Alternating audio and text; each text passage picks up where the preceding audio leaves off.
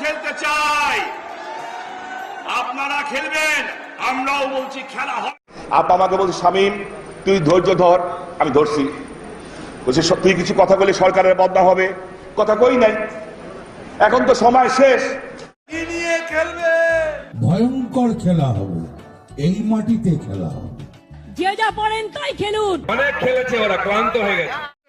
আমার মনে হয় আমরা রেফারি হওয়া ছাড়া এই খেলা বন্ধ হবে না।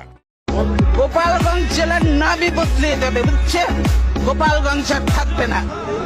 কতগুলো আলেমকে হত্যা করেছেন, এতিমকে হত্যা করেছেন, কতগুলো বিডিআর অফিসারকে হত্যা করেছেন। অহংকারী আর স্বৈরাচার যারা হয়, আল্লাহ পাক এভাবে তাদের দৃষ্টান্ত দেখিয়ে দেন। আমরা কত দেখলাম, 9 বছরের রাজা, 10 বছরের সাজা। সময় আসবে এমন হিন্দুদের কষ্ট অপমান আপনারা বাদ করবেন।